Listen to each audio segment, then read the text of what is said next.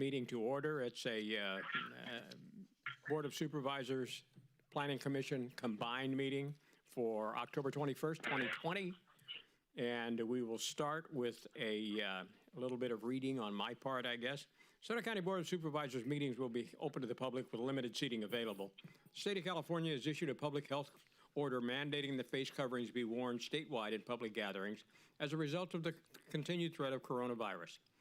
For those unable to attend in person, please submit your comments via email by 12 p.m. on the day of the board meeting. Public comments can be emailed to the board clerk at countyco.sutter.ca.us and will be forwarded to the Board of Supervisors.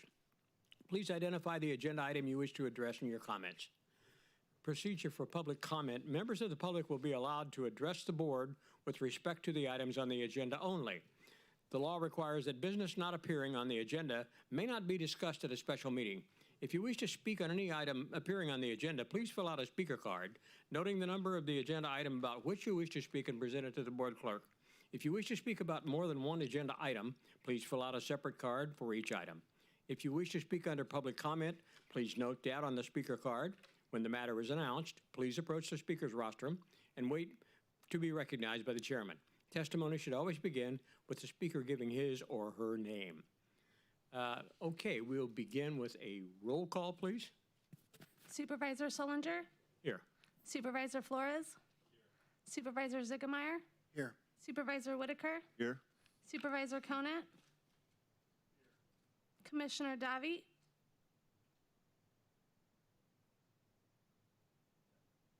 Commissioner Dosher? Here. Commissioner Manuel? Commissioner Marler? Here. Commissioner Stewart? Here. Commissioner Shannon? Chairperson Silman? Here. Okay. Please join me in the Pledge of Allegiance to our flag. Begin.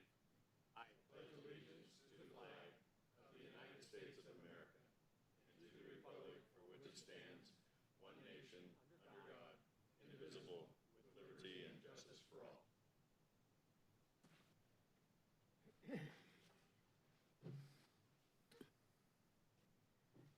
Okay. Members of the public will be allowed to address the board with respect to the items on the agenda only. The law requires that business not appearing on the agenda may not be discussed at a special meeting. We do have one speaker card, but we will wait and call Mr. McClure up after the presentation, which should begin right now. Mr. Libby.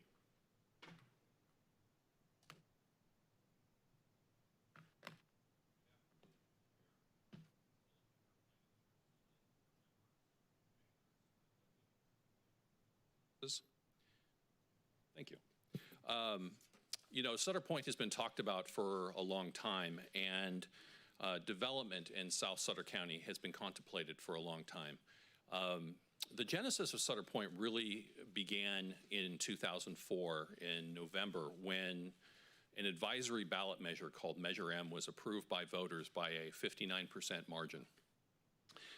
The parameters of that advisory ballot measure laid forth the concept of a development that could have 3,600 acres of employment uses, 2,900 acres of residential uses that would have a maximum of 17,500 dwelling units, as well as 1,000 acres of parks, open space, and public facilities. It wasn't until 2006 that the specific plan application was filed, and it was ultimately approved unanimously by the Board of Supervisors in 2009. If the specific plan were to build out as designed, it could provide a population of 47,000 residents, as well as jobs for up to 67,000 employees. In 2014, the Board of Supervisors at that time approved a specific plan amendment affecting land that is the subject of our current pending application, and that was in October of 2014. Now, during that same time, the full build-out interchange that would serve Sutter Point down at Riego and Highway 99 has been established, and I've been before you before to discuss that, and I think I used the example of it's a good example of a good public-private partnership.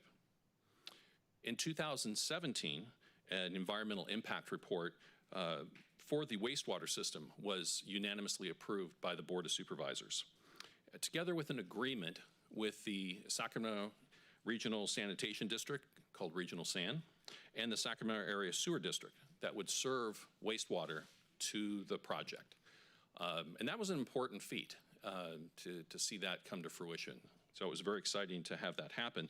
The agreement between Regional San and Sutter County provides for their agency to provide the operation and maintenance of the system. In the spring of 2019 is when we received our current pending application, which is project number U19008, which is Lakeside at Sutter Point, which we're here to talk to you about today. Some high-level parameters of the current application: it will develop 873.5 acres on the east side of the specific plan, north of Riego Road and south of Sankey Road, in the area known as the Recreation Village and the East Activity Center. The project proposes a mixed-use community featuring 3 phases that we're going to go into in detail with you. 3,388 single-family, 399 multifamily homes, almost 45 acres of employment uses, 25 acres of commercial centers, 59 acres of parks, almost 55 acres of open space, and up to 2 K-8 schools. The initial southern portion of the project, known as Lakeside Phase 1, consists of 386.2 acres, and that will have 1,082 single-family homes, 189 medium-density cluster homes, and 193 high-density dwelling units. The first phase also includes a 26.8-acre employment center and an 8.9-acre commercial center.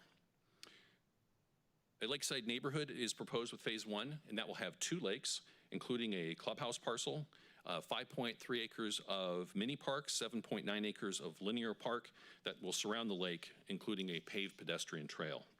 Phase 2 and Phase 3 of the project includes an active adult community component. We'll could have up to 1,000 dwelling units with a lake and linear park also. Now, the project also includes amendments to the specific plan necessary to accommodate Lakeside, subdivision ordinance amendments that would be applicable only to development within Sutter Point, as well as updates to the wastewater, water, drainage, dry utilities master plans, and the project proposes a community design master plan that addresses parks, open space, and area landscaping. Now, an environmental impact report, or I should say environmental impact reports, have been previously approved for the original plan approval in 2009 and the wastewater project in 2017.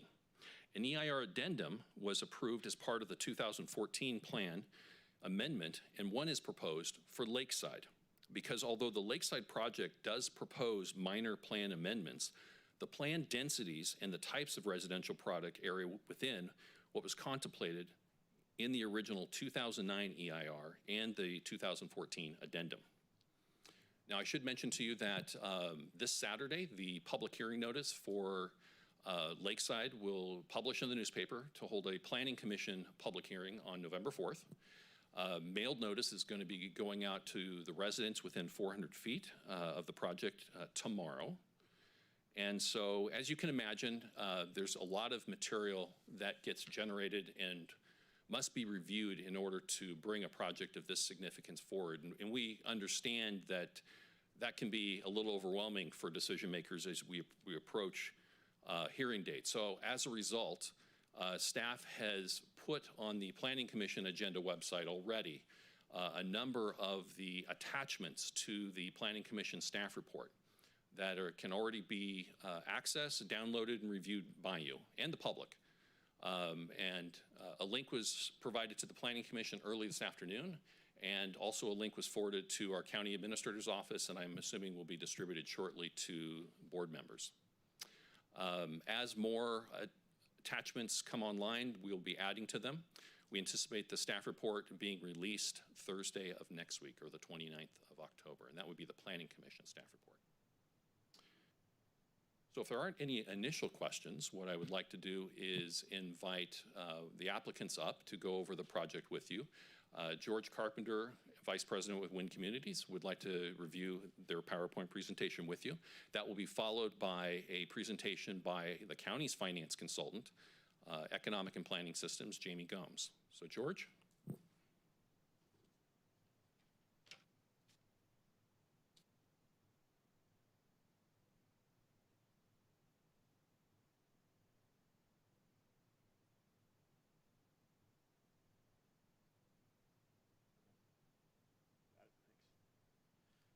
Good afternoon, board members and commissioners. I'm George Carpenter with Wind Communities, and it is really great to be here today to finally get to start on working on implementation of Sutter Point, and in particular, the first phase of Lakeside.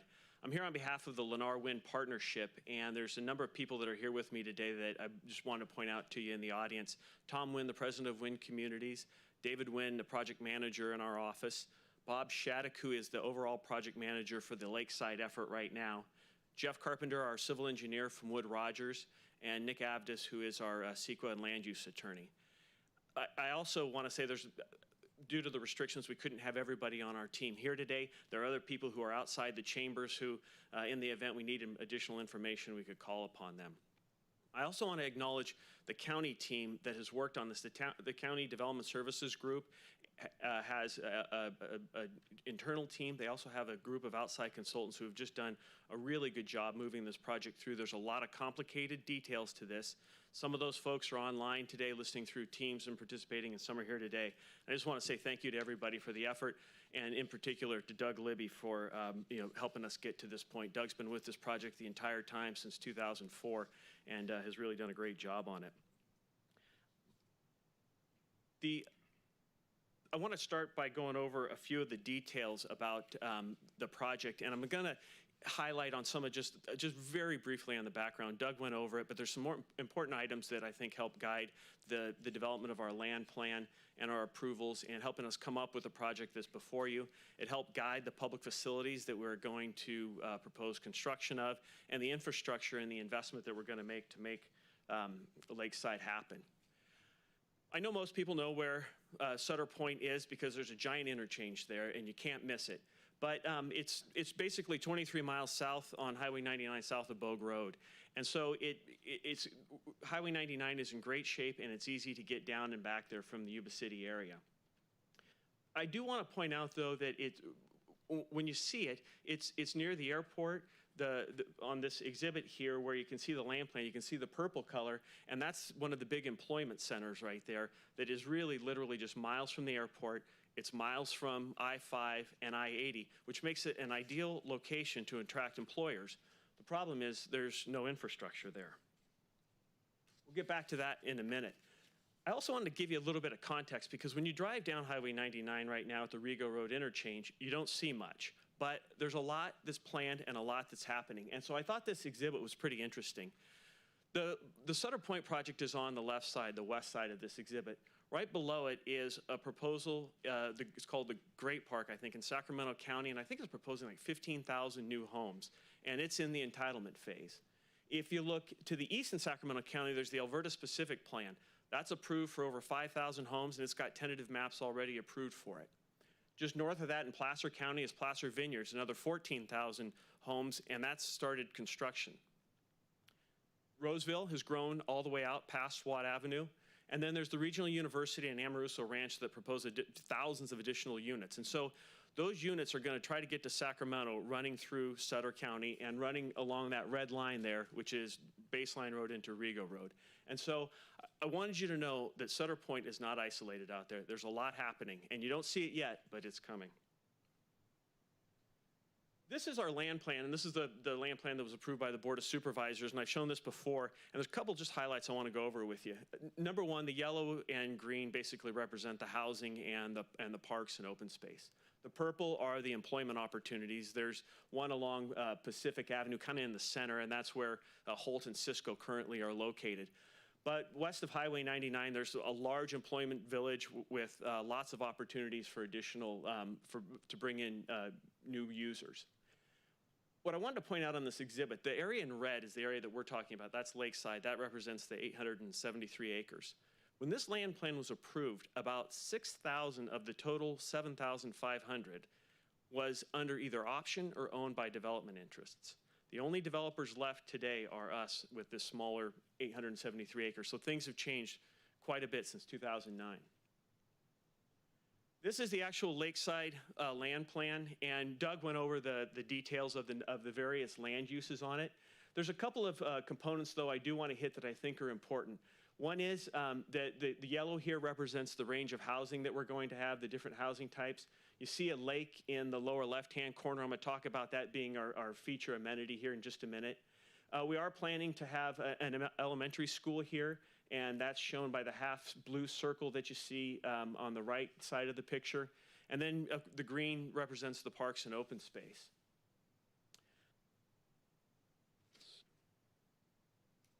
So what we did was we took that land plan you just saw and said, how do we get this off the ground? And so this exhibit right here is phase one. It represents the southern, about 386 acres. And this is where we would do the first set of housing. And there's about 750 homes that are going to be around the lake and the lake community. The balance would be on the other side that would kind of wrap around the employment center and retail center that you see there in the purple and red. And right now we're only mapping phase one. And then once we see how that goes, get that off the ground, then we'd likely come back with tentative maps for phases 2 and 3 to map out the balance of the plan area. But the land plan is comprehensive, and it contemplates that ultimate build out of the entire 3,800 units that would be involved with it. So you might be asking, okay, well, what kind of houses are we going to see there? What are they going to cost? What are the architecture going to look like on it? And it's probably a little early for us to be able to really tell you that. What we do know is that these are going to look like traditional neighborhoods. And we know that new home buyers want a high quality, technologically advanced and energy efficient home. And we are going to try to have the widest range of houses we can, because what we want to do is make it attractive for employers who know, hey, my employees can live here. So we'll have housing types for business owners, for upper management, middle management, and for the employees. We're going to try to really cover the gamut there. And we're working with Lennar. They're one of the largest home builders in the country, certainly the dominant home builder here in the Sacramento region. They're very sophisticated, and they know how to respond to and even anticipate the changing, evolving trends like home offices, homeschooling, and people who want a nice home that they use for entertainment. This is one of the key features that we think in our Lakeside plan is really going to be attractive right out the gate. And I've talked about this a little bit before when I was here in March before the Board of Supervisors. This is part of the former East Activity Center, and it's got a 28-acre employment center there that can handle 400,000 square feet the way we mapped it out with an architect, which means 1,000 jobs could go there. And then there's also the red area is the retail center, and that shows up in the foreground of the exhibit. We have like a community market hall there, a place that you could have a farmer's market, and then it could also accommodate a grocery store, like a 40,000 square foot grocery store. So when laying this out, we really wanted to try to make this place somewhere special. And to do that, you got to have amenities. And so we really tried to focus on making this place a place that someone wants to live, work, play, start a business, grow old, really something special. And so that drew us to the lakes, the trails, the parks, and the community clubhouse that we're looking at. And when you arrive at Lakeside, we want you to know you are somewhere. And so we've designed the community design master plan to have nice landscaping, nice entry monumentation, so that when you get there, when you come to one of the main 3 entrances, you know you actually are somewhere. But the real feature is our lake. And the way we laid that out and designed it, we wanted it to be the statement. When you're driving down Riego Road, coming from Highway 99, the first thing you're going to see is the lake right there it's in the lower left-hand corner on the land plan. It's the thing that you're going to see. It's going to have a nice long view. You'll be able to see the clubhouse on the other side. It's going to be the real activity center. We wanted the lake to be a visual amenity. So if you live there, you have a house that backs up, you go to one of the small parks there, you can really see it. But we also want it to be an amenity you can experience. You can go out on kayak or a paddleboard. You can also walk around the 1.5 mile trail that is at the edge of it. So we really want it to be something that people can enjoy. I talked about the community center, I call it a community center here, a clubhouse. We've built a number of these in the Sacramento region, and they're very popular with the residents. One of these here is the one that was done at Anatolia in Rancho Cordova. The one in the upper right-hand corner that's got the pool, that's Heritage Park, a really successful senior community in Natomas. The one in the lower left-hand corner is called Blackstone in El Dorado Hills, a very successful community Lennar is just finishing building out now. So we haven't done the exact design yet, but we know this is the type of thing that really adds value to the community. But the number one amenity that new home buyers are looking for is access to open space and trails. And so in laying this out, that was something that we really knew was important. And in these COVID days, it's even become more important because people are tired of being home and tired of being in their house and want the ability to go outside and move around. So in our community design master plan for the entire Lakeside project, we have just under 60 acres of parks, 55 acres of open space. That's going to cost us about $33 million to build throughout the entire Lakeside project. The idea was to form we called it a social village lifestyle, where people could move around, interact without having to get into their cars. And so this right here is the phase 1 area, and it shows a couple of different parks laid out on here. It's about 34 acres of park in just this phase 1 area. There's a small little neighborhood park. There's a kind of an average sized neighborhood park. We have a community park, and then around the lake is the trail. And then we have 6 little pocket parks that build off of each of those. The trail will be 6 feet wide. It'll be lowered down behind the houses so that people who live can look out in the lake and look over the trail. And then the lake will actually be down below the trail itself. And the trail will have benches and garbage cans, and where appropriate, it'll have low-level lighting. This is one of the pocket parks, just to give you a sense of what those 6 little nubs at the edge of the lake look like. And they're going to be programmed with all kinds of different things. They might have a little picnic area. Some might have a senior fitness station. They might have a dog park. But they're intended to be waypoints for people who are making their way around the lake, or people who live right there who just want to go out, sit outside, and enjoy for a short period of time. Then we move up to the kind of the neighborhood park, and this is the layout of the 4.1 acre neighborhood park. We're showing it programmed here with some turf and some soccer fields, a playground, a picnic area, and then a small hard court. This is only showing what could go there. The actual program is going to depend on what we work out with staff as far as the amenities they want to see there. And then finally, this is the community park. It's 13.2 acres, and it's obviously larger. It's got a parking lot. It's got a shade structure. It's got larger format athletic fields. And the idea here is to draw people to this space for a longer period of time and more people for more active use, like league, softball, soccer, that sort of thing. This park here is also adjacent to a planned park on the property to the west on a different property that's not ours. And so this park is going to be expandable so that if the county, when the next application comes through, they say, hey, you know what, we'd like to make this a bigger, from a community park to a regional park, this park is expandable and can be made bigger. So I'll move on to public facilities. And I want to say a thank you to both the sheriff and the fire chief for participating and working with us on this. I know the fire chief is out trying to fight fires and handle emergencies, and at the same time he's helping address budget questions that we have and staffing needs, and likewise the sheriff has participated as well. And so really want to thank them for their help. So far what we've done is come up with a plan for how to provide public safety. It's going to start with an interim facility that's going to be out at Lakeside as soon as things start coming out of the ground, so that emergency services can be provided and public safety can be there. It will then transition into a permanent fire station / sheriff substation. It'll be about a 6,000 square foot permanent facility. It'll have a communications tower. There will be a fire engine, I think a grass truck, and some other support vehicles. And it'll be co-located with the sheriff's substation that'll have interview space, office rooms. I think it has showers in it for deputies. So that looks like it's going to cost about $6 million to build that. And it's going to be sized so that it accommodates more than just Lakeside.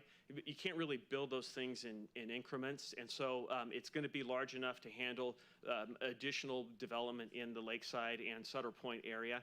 And then down the road, once the area takes off, there will be additional fire stations built.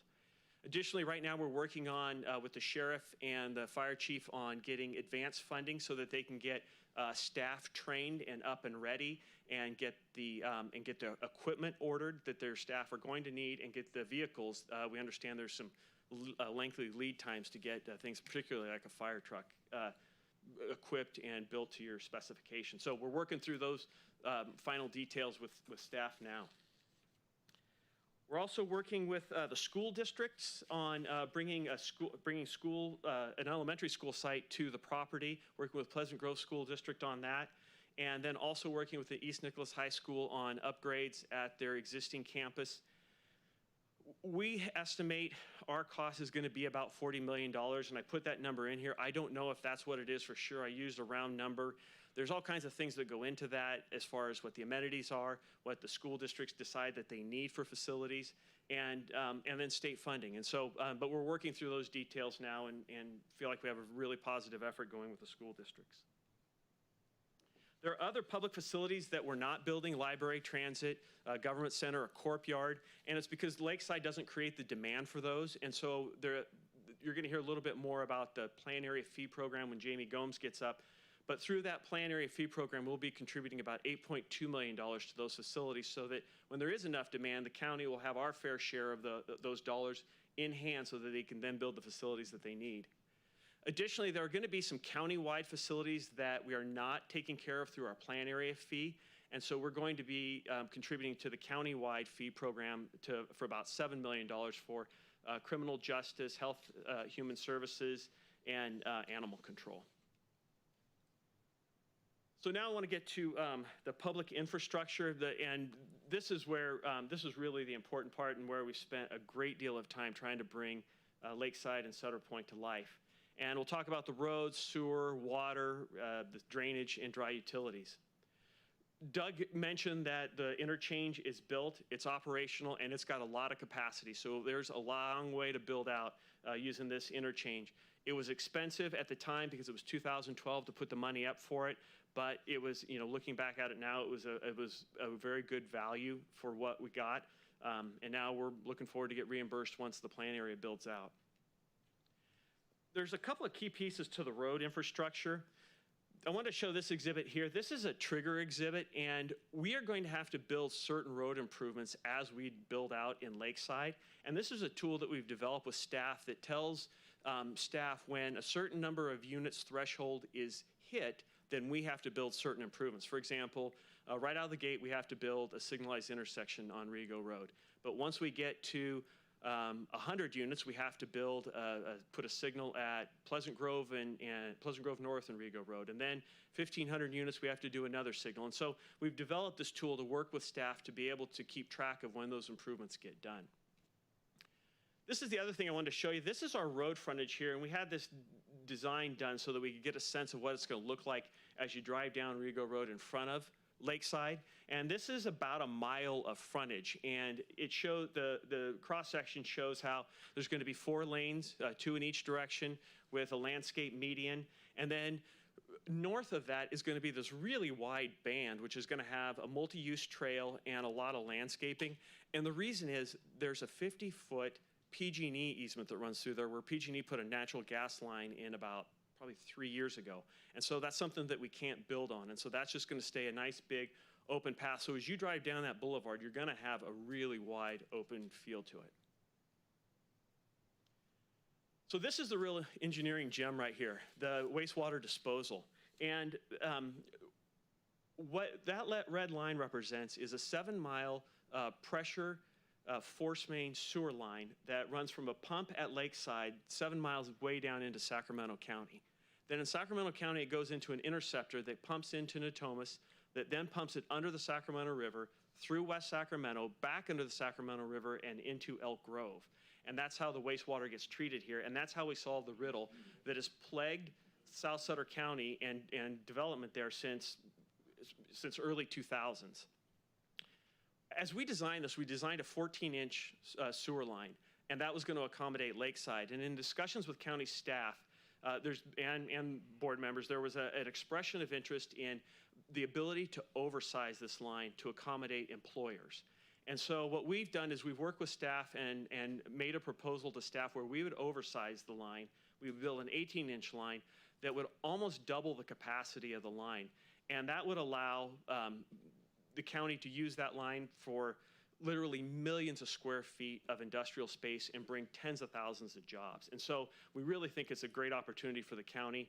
It's going to cost about $28 million to install the entire sewer system, but we're working with staff on how we would get reimbursed for our oversizing. And so that's one of the details that we'll bring to the board and planning commission when we come forward for hearings. The municipal water supply, you probably remember that Golden State has a certificate from the Public Utility Commission to provide municipal water here. We'll be building 3 wells and a 1.5 million gallon storage tank. Golden State's going to own and operate the system. They're a Class A utility, so we feel comfortable with that. It's going to cost us about $14 million to build it, but you know, we're looking forward to working in a partnership with them. And finally, I'm coming down here to storm drainage. I put this exhibit up because this shows where the lakes are in our community, and we have designed the lakes to be not only a visual amenity, but also a detention amenity to handle storm drainage. And this, the storm drainage system will collect the water in those ponds, divert it down to a pump station that will then ultimately go into the Reclamation District 1000 system. Total cost for our drainage is about $24 million.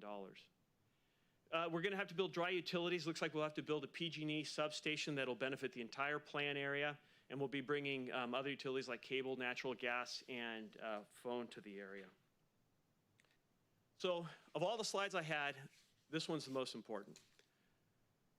And I want to stop for a second here. What I did was I took all the costs that we're going to be spending to bring Lakeside to life, plus all the fees we're paying, and I wanted to total that up for you. It's $178 million. And that is a big number. About 40 million of it right now is oversizing because there's things that you can't just build in an increment for yourself, or in the case of sewer, we're offering to oversize it. So, you know, we're looking at a 25 to 30% of oversizing here. But we think this project can work. And so we've continued to push forward on it. We know it's a big effort, but I wanted you to know that we're committed to doing it. And so, anyway, I just thought this was really important to understand the amount of investment that's going to go in here, because once this is done, this is going to be a place, and people are going to be interested in coming here. Finally, the anticipated schedule, if we get approved this fall, we could start our improvement plans next year and maybe start construction of underground improvements and utilities in 2022 with site development and model homes in 2023. So this could happen in a pretty reasonable time frame. You might ask, how long is it going to take to build out the phase 1? And we estimated maybe 4 to 6 years with a 200 to 300 home absorption rate. But obviously that all depends on market conditions. And so I will end there and turn it over to Jamie Gomes from EPS unless the board has any questions. Or commission.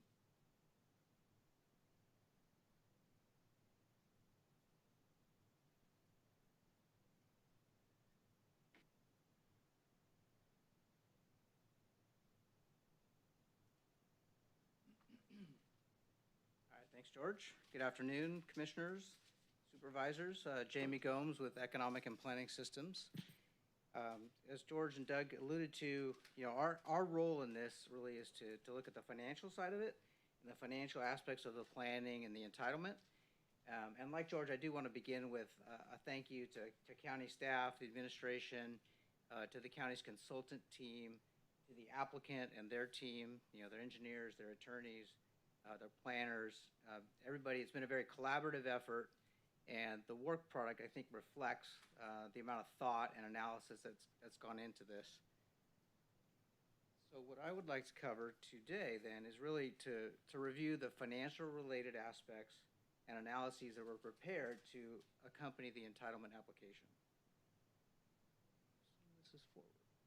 Okay. So what I'm going to summarize today is we've prepared 3 documents. EPS as a consultant under contract to the county. And those 3 documents are the Public Facilities Financing Plan, which I'll talk about, looks at the capital side.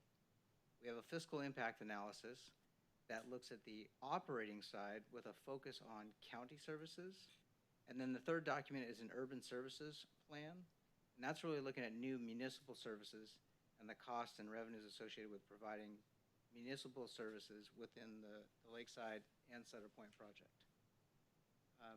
It's important to note, and Doug, began, and so did George, with the history of the project.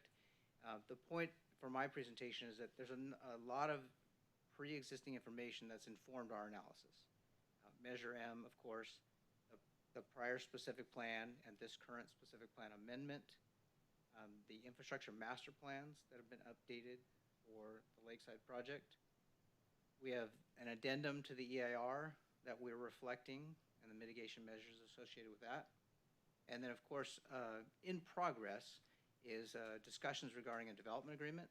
And so the documents that we're preparing reflect those decisions or agreements that are reached in those documents. The effort in this case was complicated a little bit more than what you might typically see in an ordinary greenfield situation where you have this large-scale master plan community. And George pointed out there's the Alberta specific plan or the Placer Vineyard specific plan or the Sierra Vista specific plan. What's unique about this one in this current entitlement effort is we're taking forward, or you will be considering, Lakeside. And Lakeside is going to what we're calling a Tier 2 development entitlement status.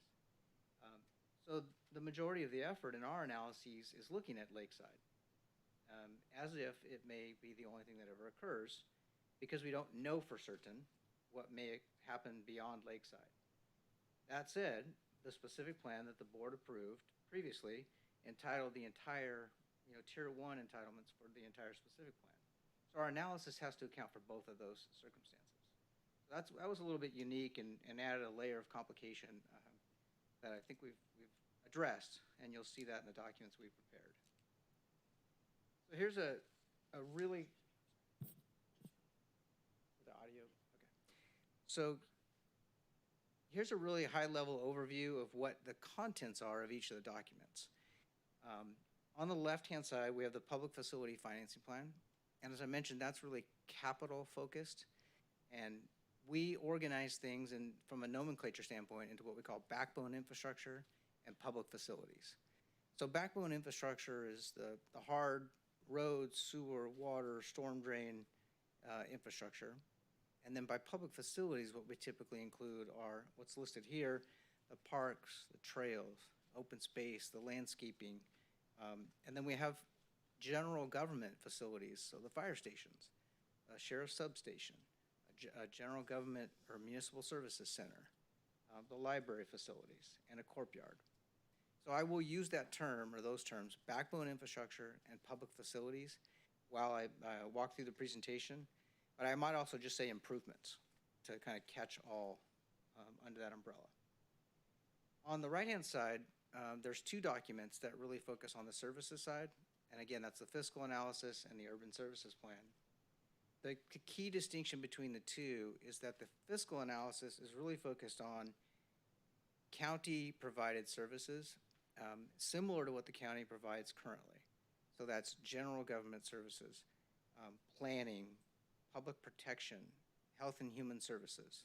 So those are services that the county provides to all residents within the community. So that's really what we're honing in on in the fiscal impact analysis.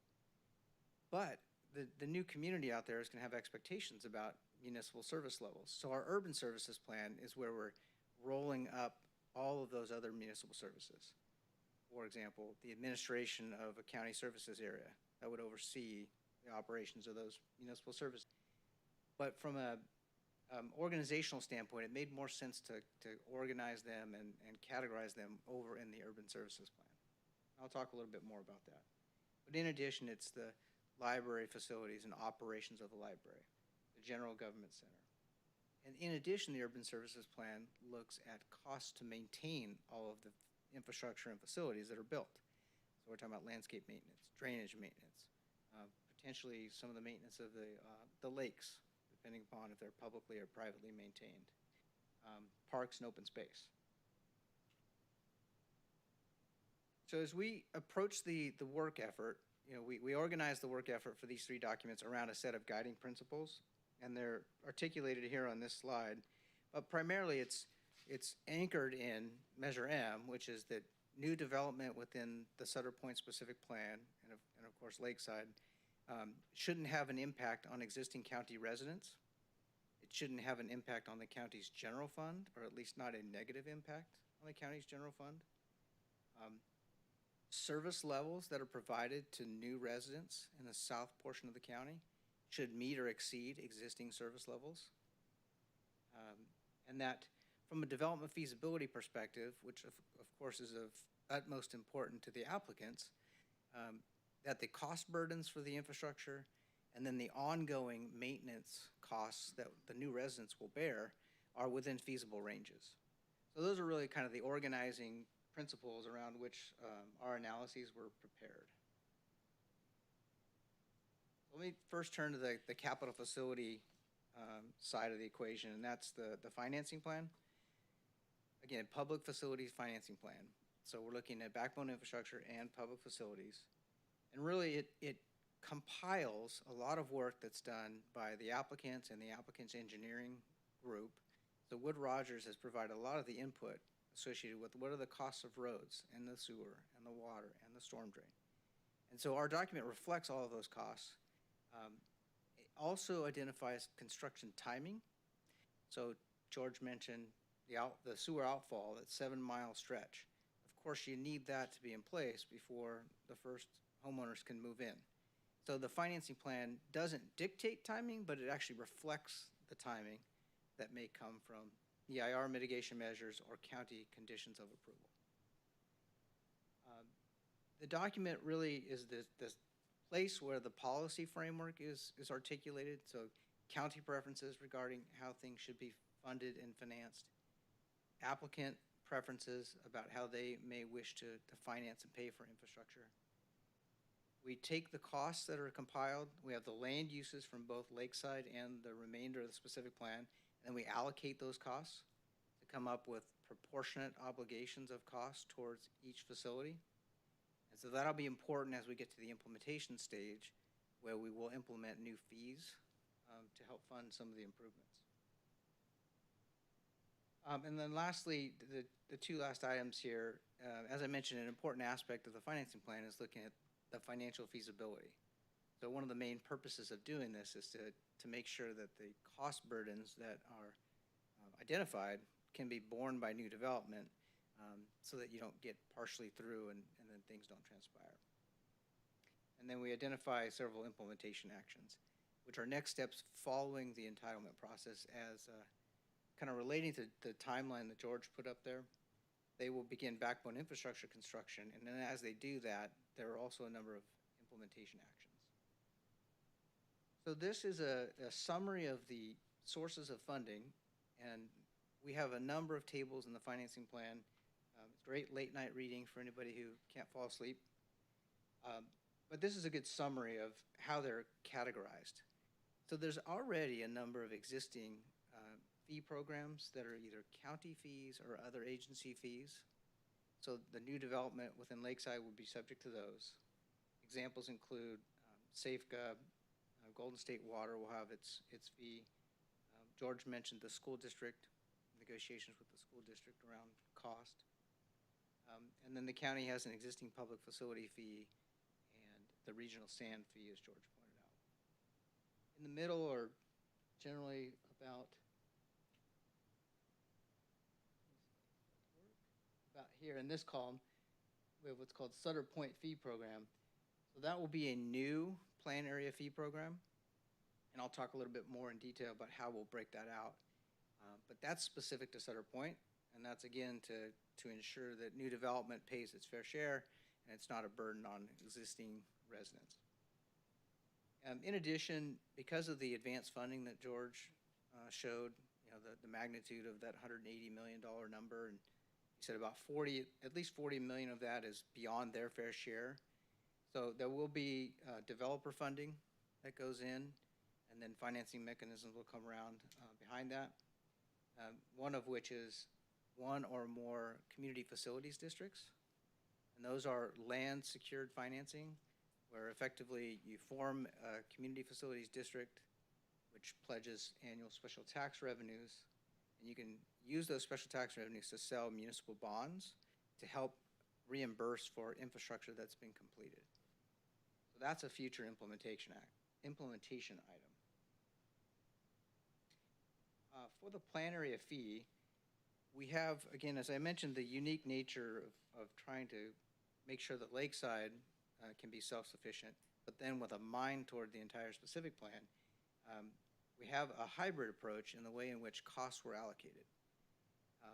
As George mentioned, there are several facilities that won't be initially constructed just with Lakeside. And I'll use the library, the government center, and the corporation yard as an example. Everyone within the entire specific plan will have demands or place demands for the impact or the necessity of those facilities. So as such, we're taking those costs and allocating them across the entire specific plan land uses. However, Lakeside, the increment of backbone infrastructure that they're moving forward with, particularly water, parks, trails, and open space, that's more catered to or tailored to the Lakeside development application. So it doesn't entail significant oversizing of those facilities that benefits others. So we'll have costs that are allocated on a plan-wide basis and then costs that are allocated to Lakeside only. And all of that is summarized in the financing plan. So development feasibility is a primary consideration, and in this slide we have a very summary level of the current analysis. And what we're doing here, this is an indicator, it's a litmus test, if you will, of whether the cost burdens are within range relative to home prices. So I'll spend a couple minutes here. On the very top, it may be difficult to see on the slide, but we have estimated home sale prices. And then in the middle, we have a summary of the existing county fees or other agency fees, the planned plan area fee that I just mentioned, plus any other costs that may be outcome from the school mitigation agreement or from the development agreement. The financing plan captures all of those costs and comes up with the entire infrastructure cost burden. And through our allocations into how much does a low density residential unit pay, how much does an active adult unit pay, we've summarized that here. And the preliminary indications are, based on this feasibility test, that the cost burdens appear reasonable and within ranges. So nothing jumps out as extraordinary or not financeable. It is important to note, though, and George mentioned this, that this doesn't account, this is an end state. You know, once the development is built and everybody's paid their proportionate share, there is that upfront funding and the oversizing that would be incurred. So there's a period of time where the initial development has spent significantly more than their fair share. And this slide is not reflecting that. So let me turn to the services side. So in addition to looking at capital, we are also looking at operations. And this is a larger version of the slide we saw earlier. Again, the left side is really focused on county services. The right side is on new municipal services. So this is, if you will, this is from the left side of the prior slide, where now I'll talk about the fiscal impact analysis. And the purpose of that is really to evaluate and compare new incremental revenues that will be generated by the homes and businesses that are created in Lakeside, and then incremental demands on county services and county costs. And the fiscal impact analysis, again, as I mentioned, looks at the general fund and on the road fund. And in that document, not only are we identifying Lakeside and Sutter Point and the remainder of Sutter Point specific plan, but also phases within Lakeside. Because I think from an operational standpoint, you know, you can't just look at the end state and say, how does it look? You have to kind of look at things as you progress through the development. So to that end, we have a phase 1 for Lakeside, and then phases 2 and 3 are combined, and together, when you aggregate those, that's the Lakeside build-out. So what we're doing here is trying to summarize how we've accounted for the revenues and accounted for the expenditures, and this is looking at the fiscal analysis. So over here we have total incremental new general taxes from new development, and this is specific to Lakeside. By Lakeside I mean the build out of Lakeside. And so Lakeside will generate new property tax revenues, it'll generate new property tax in lieu of VLF revenues, new sales tax revenues. potentially contribute to transient occupancy tax revenues ultimately as the plan area builds out. So those are the types of revenues that we're talking about. And on the right side here, this new demand for county services, this is what incremental or marginal cost impact will Lakeside's development have on county services? Again, public protection, health and human services, planning, etc. So about $4 million is the estimated annual cost to serve new residents and employees at Lakeside at build out. Again, that's an annual number. And so from the 11.3 million of incremental tax revenues in total, we've identified about 6 million of those revenues as being allocated or apportioned, if you will, to cover those new county-wide costs. So about 4 million in costs, about 6 million in revenues. So that's resulting in about a $2 million annual general fund surplus once Lakeside is built out. This is a little bit of the detail behind that. This number here, I just used 2 million, and this says 1.8. This 1.8 excludes the road fund. So just to be clear, that's the difference. The manner in which that $2 million or $1.8 million general fund surplus was derived was preliminary policy direction from county executive staff, where at any point in time throughout development of the project, we're trying to maintain about a 20% margin of revenues over annual expenditures. So at the end of phase one, the annual expenditures are estimated to be about 1.3 million, and then the general fund surplus is about 277,000, so about 21%. The split of property and other revenues between fiscal and countywide and urban services that achieves this 21% margin at phase one results in a little bit larger gap or cushion, if you will, at build out of Lakeside. All right, so let me turn to the urban services plan.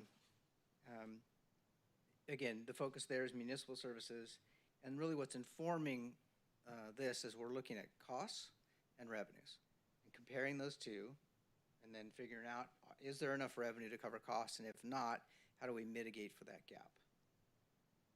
And again, we're looking at Lakeside and at the Sutter Point specific plan as a whole.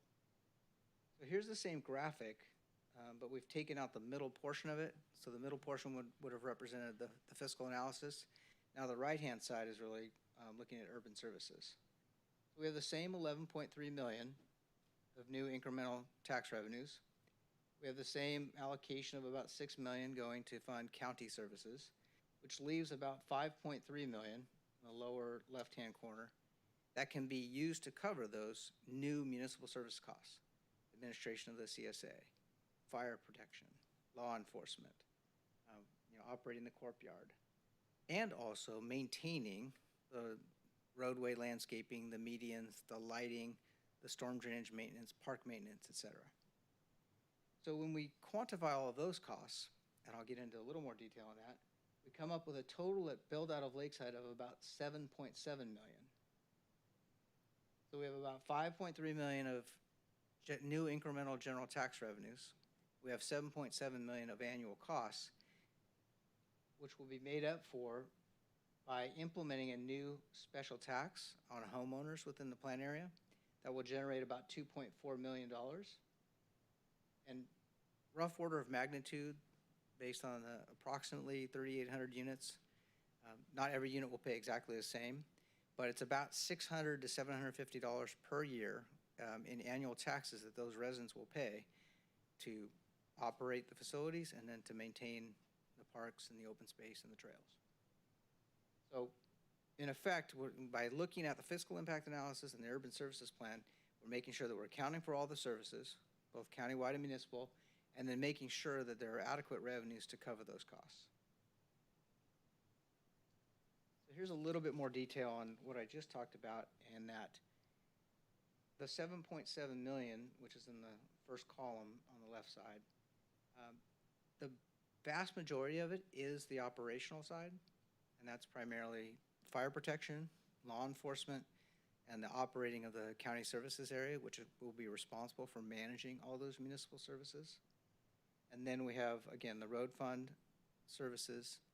And this amount is specific to roadways within Lakeside. In the fiscal analysis, we accounted for new Lakeside residents' impact on county roads that are outside of the plant area. So we're trying to be mindful of the impacts, both within Lakeside and outside. And then what we have labeled here is other urban services and the parenthetical maintenance, because that does denote the distinction there is the maintenance of, again, lighting and landscaping, parks, trails, et cetera.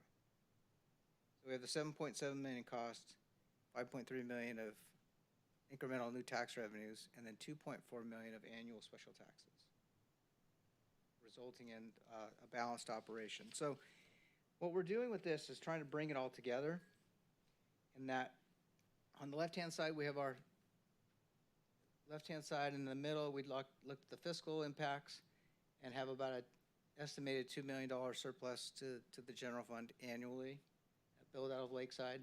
And then on the urban services side, as we highlighted, we've got $7.7 million in cost, and of course, we're trying to align $7.7 million worth of revenue annually to cover those costs. As I mentioned, there are a number of next steps. The financing plan is setting forth the strategy.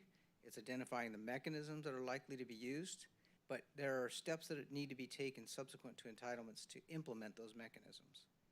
The first would be to prepare what we call a nexus study, and that's the justification for the new plan area fees.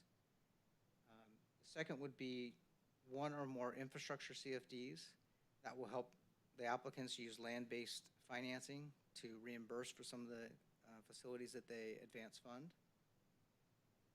The urban services plan and services CFD is the operational side. Creating a new county service area will take a LAFCO action, so that's accounted for in this implementation step.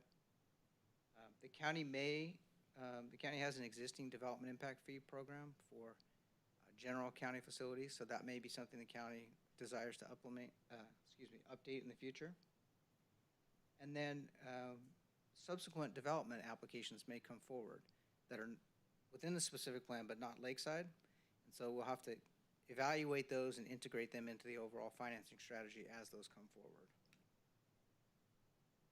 And then from the urban services plan, I mentioned the LAFCO process is one step to form the new county services area and or to reorganize an existing CSA.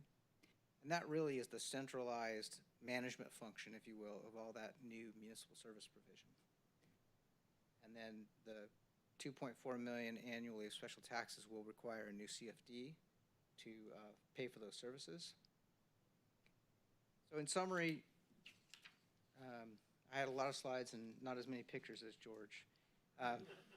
But the point is that the documents have identified a number of mechanisms that we've addressed the estimated cost of the infrastructure and the timing associated with that, and making sure that the financing mechanisms that we implement, or that the county will implement, based on your decisions, can accommodate different pace of development and different staging of the development, but that county costs will be covered, and that, again, going back to those guiding principles, that new development will pay its own way, and it won't be a burden on existing residents, and it would be municipal service levels will be provided at existing or higher levels than current residents may see, and that it's not a burden on the county's general fund. Thank you for your time, and I'm sure you'll have several questions. Through the chair. Sir. A few questions for you. Actually, this is our sheriff on the line? I see his initials there. Do we have Brandon online?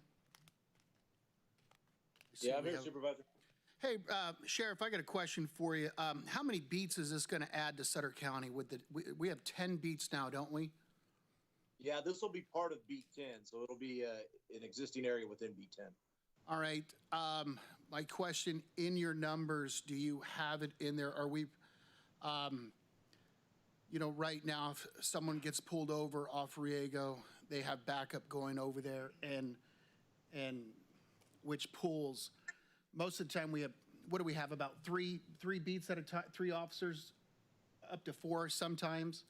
And if someone gets pulled Yeah. over and sacked, you know, they go over there and back them up. So my question to you is, in your analysis, are you figuring out the costs of, if, you know, having beat 10, it seems like there possibly might be more action going on there than, you know, than normal, you know, when all this is built out. So if we have deputies constantly going over there, it's pulling from the other resources here in the community. Or the Yeah, other- we're taking that into consideration with the staffing numbers. The other thing that I hope to happen is that this will actually create affordable housing for our officers in the south portion of our county, which will allow us to actually have designated officers down in that area. Perfect. And that next question's gonna go to you too, John, Chief, for how you expect to handle down in South County.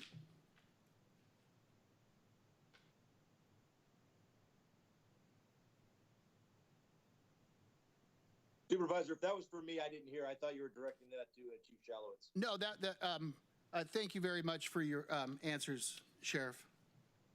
Always trying to steal my thunder. Look at him. Yes, so along the same lines as the sheriff, we've done a lot of planning with staff, looking at what are the impacts. One of the most important things that the sheriff did mention is we're building houses that could be affordable to get new staffing. In this staffing, we looked at using staffing numbers that are basically a formula as we build through per 1,000 to get enough staffing down there in the fire stations. Initially, we're looking at staffing this with 7 people down there with a 3-0 fire engine or a 2-person fire engine, eventually moving on to a 3-person fire engine and build out of phase 1, and then moving bigger as we move through the project. At the end of the project, we're looking at 3 fire stations, 2 basic fire stations that have an engine and a brush rig. And then we're also looking at a larger fire station that we've done a lot of work on and a lot of background in trying to find a joint facility for the sheriff and I to have our facilities joint cohabitated in there. Much like what the town of Winters has done and other areas to try to find it as a more mutual area. In this will probably affect the way that we operate services within the county, and that's one of the things that in the planning services now I'm looking at is how do we, as we talked about the creation of a new CSA, what do we do with fire services in the rest of the county to be able to support the surrounding area, and that's what I'm working on now as a planning for that. Perfect. It sounds like you guys took everything into consideration. I appreciate that. Cool. Thank you very much. Last question is going to be directed toward Neil Hayes.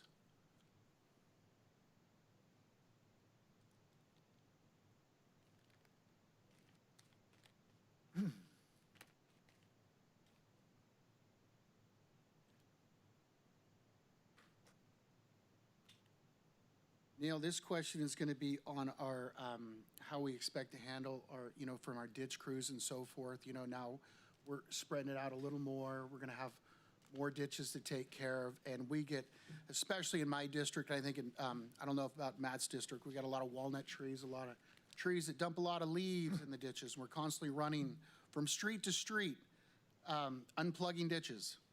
And we get a lot of calls. So, I mean, are we taking this into consideration, going to be able to handle that, especially? I think most definitely, so part of this design is going to have more of an urban standard as opposed to the rural standard. So the majority of the improvements in the subdivision will be curb, gutter, and sidewalk. And so they'll have underground storm drains as opposed to exposed road ditches. And so there should be a lot less debris. Also, we'll work with the development team about the type of tree species that they would specify and plant. You know, maybe a lot more evergreens as opposed to trees that lose their leaves every year. Perfect. Thank you very much, Neil.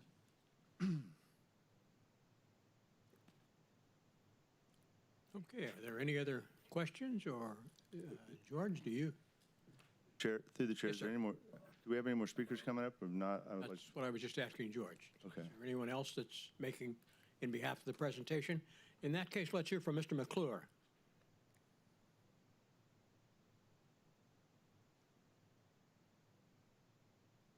Great. Thank you for your time this afternoon. Joe McClure, Chief Banking Officer for Golden Pacific Bank, also chair of the Chamber's Government Affairs Committee, and more importantly, a Sutter County resident. For the past 25-plus years, I've been in leadership positions in economic development, healthcare, now banking and finance across 3 different states. And I've witnessed communities grapple with growth versus no growth. And from my perspective, as a rule, communities that they either grow or they die. And if they die, they really struggle to provide that quality of life for their citizens. And those that embrace planned developments such as this with a variety of housing options as well as employment centers really provide that quality of life for their citizens. So Sutter Point, along with the other development projects that are currently in discussion, will ensure the vibrancy of this community going forward, and I'd like to express my support on behalf of the bank from the business community, but also as a citizen of Sutter County for this important project. Thank you. Thank you. Great. We do have a couple of other speaker cards that would like to address this particular issue. I see Marnie Sanders, who's the CEO of our local chamber. There you are.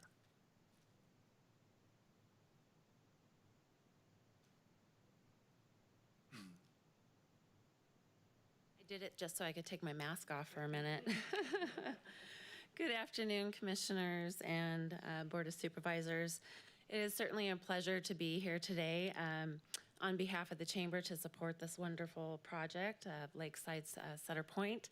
And George has been kind enough to actually come to some of our Government Affairs Committee meetings and share about the project. So he's kept us abreast of what's going on. And this certainly is good for Sutter County.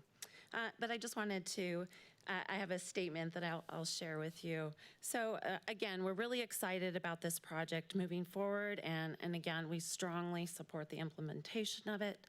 It's been 11 years since the approval of the specific plan for Sutter Point. So what better time than to get going on it now? George had pointed out in the presentation, I'd like to thank George and to thank Jamie and Doug also for the presentation, and I learned a little bit more today even. But some of the great amenities that are being offered there, housing, I mean, that's huge. We need housing in Sutter County, so this development is going to do just that. Jobs, that's another part of this development that is really, really exciting for the Chamber. We believe this is the right project for the right time. And it's clearly one that reflects a strong commitment by the Wynn communities and Lennar to design and develop a project that fits Sutter County and will provide numerous benefits for new residents and residents who've been here for generations as well. It's clear it's been clear for a long time that the neighboring jurisdictions see the near-term and long-term advantages in facilitating implementation of well-planned, and I think we heard about that today, to what Supervisor Ziegenmeyer said. There is a lot of consideration going into this, and that was clear through the presentations today. So a lot of thoughtfulness into the project, and we're just pleased that this can happen in Sutter County, that they're investing tens of millions of dollars into our community.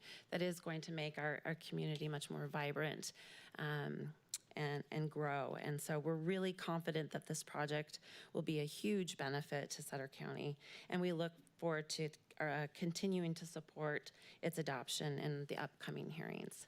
So thank you. Thank you, Marty.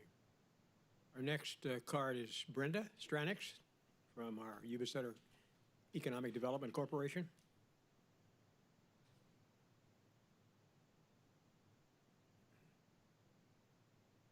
Good afternoon, Commissioners and Board of Supervisors. Thanks for allowing me a few minutes.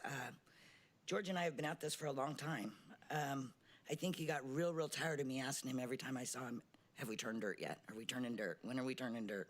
Super excited about this project. Economic Development Corporation has supported the project in its entirety, and we're really glad to see this Lakeside component coming together. Just a couple things. Number one, I am amazed at the 167 million, is that the number? Holy cow, when have we ever had an investment like that in infrastructure in our county? Hats off to all of you. oftentimes we hear economists talk about the importance for economic development, there being that housing work balance, right? This certainly provides us with some opportunities to be more reactive to some of those leads that are being generated. We finally have, I think, once we get the infrastructure in, that sexy wastewater line, once we get that in there, then we'll have more opportunity to be more attractive to some of those projects. Super excited to be able to work on this. We'll continue to support the project all the way, and I certainly hope you all will be supportive as well. Thanks, staff. You've done a terrific job on this, too. Thank you. Thank you, Brenda. Through the chair. Sir. So here we are, George. Long time that we've completed this project. The last standing board member that started this whole project. And so, yeah, you know, I'll look back. If you could look back at the history about when Sutter County had to vote on Newtown, and you know, Newtown obviously was defeated, but it cost supervisors their jobs because they supported it heavily. And so when this one came about, you know, at the advice of my father, he said, hey, stand back just a little bit and let's let the voters decide, okay? Don't jump in it right away. And I didn't, but I, you know, wanted to say that, you know, I was letting voters decide the fate of Sutter County. Voters did decide, and, you know, you know, to see it come to fruition has been, you know, good to see. You know, you look back at, you know, my good friend, Supervisor Mary Jane Riego, how she championed the fight for a casino, and in the end, it might have cost her her career and her job, but look what that casino has done for Yuba County, and look at the benefits it's done for that region. And so I kind of look at it like this in this project, and I just kind of like say, hey, this is going to be a huge asset for Sutter County. Yeah, are there a lot of complicated details? Yes, there is. Are there a lot of moving parts? By all means. George Carpenter, Lennar, Wind Communities, they are the professionals that know how to get these things done. And so, you know, I appreciate their professionalism. I definitely appreciate their friendship and their relationship with Sutter County, as well as Doug Libby, who has been, you know, great. I mean, fantastic to work with on this whole project. I just want to say that also that, you know, this has been developer-driven. And so a lot of times, you know, when this was passed, we even had developers, and George will tell you, we even had developers saying, hey, we want to get in on this. We want to get in on this. And, you know, at that time, it was kind of too late. We even had developers, you know, promise us that they were going to bring the Sacramento Kings to Sutter County.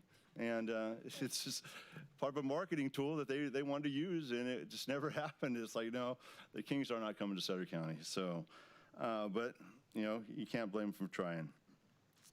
One of the things I want to point out, and George put it up on the screen, $178.4 million is what this project is, and Sutter County taxpayers are not paying a dime for this. You know, this is all developer-driven, and that's the best thing is that, you know, the voters voted on Measure M, and past board members and current board members have held the developers' feet to the fire, and held them accountable and responsible for this project, and they've done everything they can to do. They've come through 10 times over. So I've supported this project from day one, and like I said, one of the things I just want to emphasize is the 3,600-acre commercial industrial zoning. We've already heard from Brenda Stranix from the EDC and Marnie Sanders, and just I want to make sure that they're involved in the whole process of, you know, recruiting businesses to come to Sutter County, because those are the people that I respect, and those are the people that are the professionals for Sutter County that know the businesses and will help you in attracting those businesses to this region. Like I said, thank you so much for your presentation, and fully support it. So thank you. Through the chair. Oh, go ahead. Okay. So I'd just like to kind of say a few things that Jim said too, but so it all started with a vote of the people. the people voted to support this project and it moved forward. And then it went through the general plan amendment process. Everybody gave great input into that, and that's been so many years ago, I can't even think that far back. But this project has had a great deal of input from the public and people all the way through the process, and has been moving forward. And it seems like sometimes it takes forever, but I know George is probably thinking it's taking forever. But it really has a lot of potential for the county. This project is a scale that is unbelievable. The input and the cost that the developers are putting forward to build this project is incredible. And I think the other side of the coin, I like your houses, and I love your concept, George, and I love the fact that you're going to have fantastic places for people to live. But what I like more is fantastic jobs in this county. And that's the other side of the coin that we haven't really talked about. 3,600 acres of industrial development where you can put any kind of facility built to any size or scale that the developer wants to have, that the, you know, or a project person wants to have. So let's say an Intel comes to Sutter County and wants to build a new campus. Well, how many acres you want? You want 100 acres? 200 acres? We can do whatever we want. Or if a little business wants to come in and wants 1 acre, we can do that too. This is an incredible project that we have the capability of creating this kind of job infrastructure for this county is incredible. And I think that can't be overlooked. And I just would like to thank George and the developers for all their hard work for over the years and so far you guys have done everything you said you would do. And I can't say enough good things about that. Thank you. Through the chair? Sir, ma'am, excuse me. That's all right. All these men around. It's I'm all confused. good. Yeah, I'm Someday sorry, there's Jackie. going to be more women up here. I just I'm know sorry, it. Jackie. He's a short timer. No. Yeah, Yeah, it's all good. I'm taking my meds this afternoon. Well, I want to say to George, you had hair when you started. You knew I had to say that. I remember maybe 13 years ago at an evening at the dump, because my former life is recology. And I remember you talking about this. And I remember being excited, of course, for recology because Sutter County, we have a contract. And we've watched it all along the way. And I do have to credit you. You have kept Sutter County residents, Yuba County residents, everybody informed about this project for all that time. And I just think that shows why it's going to be a success, why it's going to be the best thing that's happened in a long time. And then I have to go with Brenda's comment about, wastewater lines are not sexy. That's true. We're dealing with that in Yuba County, but 7 miles at 28 million, that's it? I mean, I'm shocked. So I thought that was, you just have done such a wonderful job. So as a resident too of Sutter County, I appreciate that. So. Through the chair. Yes, sir. I just want to say a few things. The people want it. You got the right infrastructure in place. You got homes, you got jobs. Absolutely perfect. Ideal. I want to thank Wynn, Lennar, George. George has reached out to me numerous times. Mike, you have any questions on this, give me a holler. I really appreciate that, especially being the newest guy up here. It means a lot. Our staff, absolutely amazing. But this whole project, just listening to this whole thing and watching this thing, these last 19 months has just been unreal. I mean, this is really neat to see. This is what it's all about, having the right infrastructure in place before we start. And this has everything. I thank you. Thank you very much. And thank you to staff and everyone up here that's watched this thing, and Jim from the beginning right there. And it's a beautiful thing, and I can't wait to see this thing through. Just whatever we could do to speed it up. We got your backs up here. I know Dan and I and possibly Matt, and a couple others, we'll support you and do whatever to push this thing through. Hopefully, knock every month, every year counts. So whatever we can do. Thank you. Through the chair. Supervisor Flores. I don't know where we came up with through the chair. I think only in Sutter County we say through the chair, right? The other counties say through the chair? I've heard through the chairman. Okay. I just want to echo sentiments. So I'm not going to go in all of these. Everything that was said here is absolutely true and exciting. The big word is perseverance. You know, hanging out all that time. And it's funny when you mentioned George had hair back then, but to think back then it was the case. And I do remember like 10 or 12 years ago, like at the dump, and then the Measure M coming out 11 years ago, and being part of the Chamber of Commerce and supporting it, watching it come all the way through. So just a really exciting, and I just, like I said, echo the sentiments of my colleagues up here. But for me, let's just get her done, right? So forward to having that happen. Thank you. Great. Anyone else on the board? No. I'd just like to close out by saying I echo the sentiments of the other board members. And I remember when the first project, Newtown, I think it was called, back in the 20 years ago or whenever it was, that was defeated. There was a reason it was defeated, because they sold the deal on the basis of, we're going to bring all these new homes into Sutter County. You guys, I haven't met anybody that isn't in favor of how do you handle growth. You do it through development, but good development and well thought out development. And I think that therein lies the key. You have not only proceeded to do well thought out development, which no one can argue with, but by the same token, I see it as an opportunity for Sutter County, which refers to itself as a small agricultural community. It's an opportunity to provide a sense of industrial growth at the same time, because I don't see that excitement, and Brenda can probably back me up. How many people have you had call you and say, you know, I really would like to come to Sutter County and Yuba City? You know, I mean, they're not a line waiting of people. This may provide the line.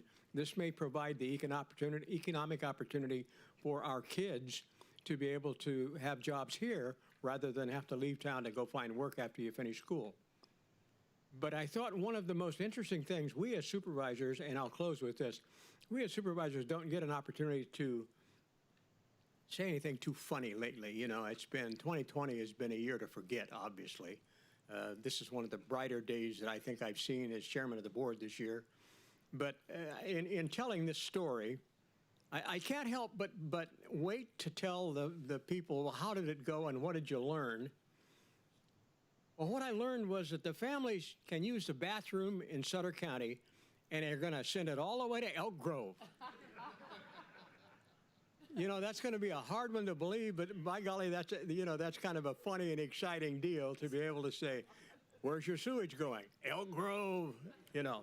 So I think it's a wonderful project. Obviously, George, you know we're all behind you. I'd like to thank WINS for their involvement. Obviously, Lennar is top shelf, and Sutter County is extremely fortunate to be able to have this relationship. And even though Supervisor Whitaker and I will not be here, I'm sure that those coming in, if they have half a brain, will recognize that it's an opportunity of a lifetime for Sutter County to finally step up to the plate. And so thank you for your presentation today. Unless someone else has something good to say for our meeting? Just one last comment through the chair. Okay. Go ahead, Ron, finish up. Go ahead. You did? No, I'm going to adjourn this meeting. So okay. Well, just one last thing.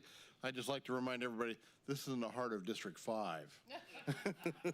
With all those houses get built out, Matt, you may have a new competitor down there. Actually, you know what's probably going to happen is my district will shrink dramatically when this project is complete. Yeah, right.